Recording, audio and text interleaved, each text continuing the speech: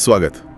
आज हम एक अहम और सच कहूं तो काफ़ी जटिल मुद्दे पर बात कर रहे हैं, ईरान का परमाणु कार्यक्रम। जी। हमारे पास इस पर काफ़ी रिसर्च नोट्स और लेख हैं और कोशिश रहेगी कि इसके इतिहास, मौजूदा हालात और जो चिंताएं हैं उन्हें समझा जाए। हाँ, और सबसे बड़ा सवाल जो हमेशा रहता है कि क्या ईरान वाकई परमाणु हथियार बनाने के बहुत करीब है, जैसा कुछ दावे भी करते हैं। बिल्कुल। तो चलिए शुरू से शुरू करते हैं।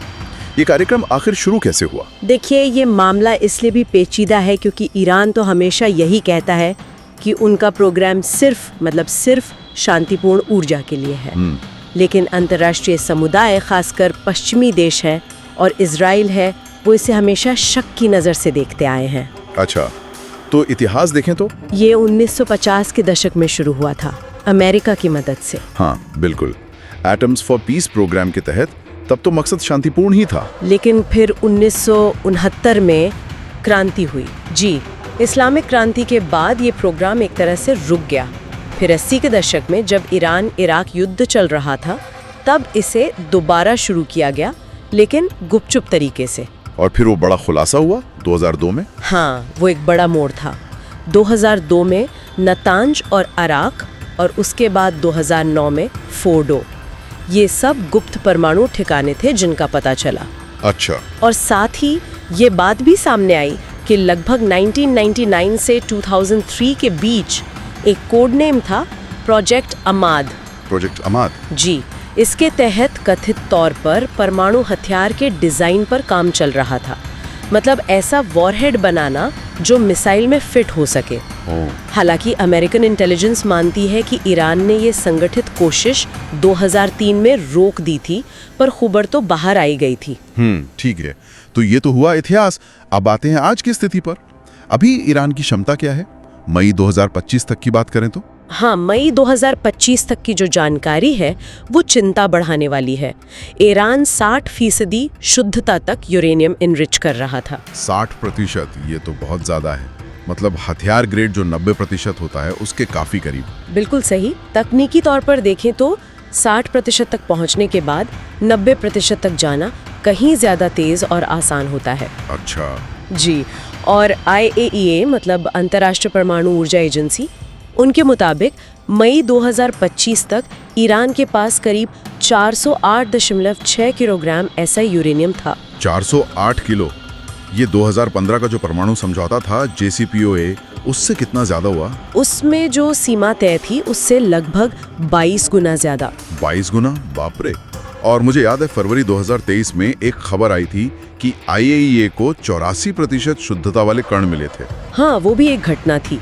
84% तो लगभग हथियार ग्रेड ही होता है। तो ईरान ने क्या कहा इस पर? ईरान का कहना था कि ये उत्पादन प्रक्रिया में अनजाने उतार चढ़ाव का नतीजा था, लेकिन जाहिर है इस घटना से अंतर्राष्ट्रीय चिंताएं बहुत बढ़ गईं। तो विशेषज्ञ क्या मानते हैं? मतलब इस क्षमता के साथ ईरान कितनी जल्दी बॉम्ब बना सकता है? देखिए, विशेषज्ञों का अनुमान है कि ईरान अगर चाहे तो अब सिर्फ कुछ हफ्तों में, शायद एक हफ्ते में ही एक बम के लिए जरूरी हथियार ग्रेड मटेरियल तैयार कर सकता है। सिर्फ एक हफ्ते में? हाँ, मटेरियल। लेकिन ये ध्यान रखना जरूरी है कि एक असली तैनात करने लायक हथियार बनाने में उसमें और ज्यादा समय और काफी तकनीकी काम लगता है। समझ गया। और फिर मामला और भी गर्मा गया जून 2025 में, जब खबर आई कि अमेरिका और इजराइल ने हमले किए हैं ईरान के परमाणु ठिकानों पर। जी बिल्कुल।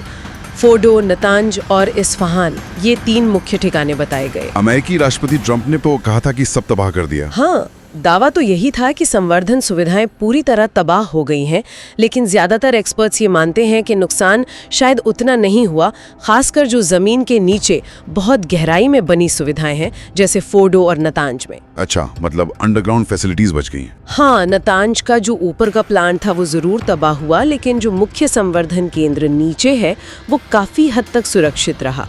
तो अनुमान यही है कि इन हमलों से कार्यक्रम शायद बस कुछ महीने ही पीछे हुआ होगा। और हमलों में कुछ ईरानी कमांडर और वैज्ञानिक भी मारे गए थे। हाँ, ऐसी खबरें थीं, पर साथ ही ये भी कहा गया कि क्योंकि IAEA के निरीक्षक वहाँ मौजूद थे, शायद इसलिए और बड़े हमले नहीं किए गए। उनकी सुरक्षा का भी सवाल था। तो इन सब के बीच मतलब हमले भी हो रहे हैं, ईरान दावे भी कर रहा है, निगरानी का क्या स्टेटस है? आईएए क्या कर पा रही है? यही सबसे बड़ी चुनौती है अभी। ईरान तो लगातार कहता है कि हमारा प्रोग्राम शांतिपूर्ण है, लेकिन आईएए को पूरी और ट्रांसपेरेंट निगरानी करने में दिक्कतें आ रही हैं। दिक्कतें किस तरह की? खासकर फरवरी 2021 के बाद से। जैसे सेंट्रीफ्यूजेस हैं, वो मशीनें जिनसे यूरेनियम संवर्धन होता है, उनका उत्पादन कितना हो रहा है, कुल कितनी मशीनें हैं, इस सब अहम डेटा तक आईएए की पूरी पहुंच नहीं है, वो सीमित है। आईएए के जो प्रमुख है राफेल ग्रोसी, उन्होंने अप्रैल 2025 में कहा था कि अगर ईरान फैसला करता है तो वो हथियार बनाने से महीनों न कि सालों दूर हो सकता है। महीनों न कि सालों, ये बहुत अहम बात है। जी। दूसरी तरफ जैसे इजरायली प्रधानमंत्री नेतन्याहू ने दावा किया था कि ईरान के पास 9 बम बनाने लायक मटेरियल है। हाँ, मैंने सुना था। उस दावे की पुष्टि न तो अमेरिकी खुफिया एजेंसियां करती हैं, न ही आईएए। अच्छा, तो मतलब स्थिति काफी धुंधली है। हाँ, कुछ हद तक। तो अगर हम सारी बातों को समेटें, मुख्य बातें क्या निकलती हैं? एक तो ये कि ईरान ने अभी तक कोई परमाणु परीक्षण नहीं किया है। सही। लेकिन वो हथियार बनाने के लिए जो जरूरी सामान चाहिए, उसे बनाने की क्षमता के बहुत बहुत करीब पहुंच गया है। बिल्कुल। हाल के हमलों ने कार्यक्रम को शायद धीमा किया है, पर रोका नहीं है। हाँ, ऐसा ही लगता है। और अंतर्राष्ट्रीय निगरानी वो एक बड़ी चुनौती, एक पहेली बनी हुई है। जी बिल्कुल। और एक बात और सोचने वाली है, जो 2015 का परमाणु समझौता था, JCPOA, हाँ, उसकी ज्यादातर पाबंदियां अक्टूबर 2025 में खत्म हो रही हैं। वो समझौता लगभग खत्म ही समझिए। अच्छा, ये भी है। और ईरान और इजराइल के बीच तनाव वैसे ही बहुत बढ़ा हुआ है। तो ऐसे माहौल में ईरान के परमाणु कार्यक्रम का भविष्य सिर्फ मिडिल ईस्ट के लिए नहीं, बल्कि पूरी दुनिया की सुरक्षा के लिए एक बहुत ही एक नाजुक मोड़ पर खड़ा है। सवाल ये है कि क्या अब भी कूटनीति के लिए, बातचीत के लिए कोई रास्ता बचा है, या हालात और बिगड़ेंगे? ये सोचना बहुत जरूरी होगा आने वाले समय में।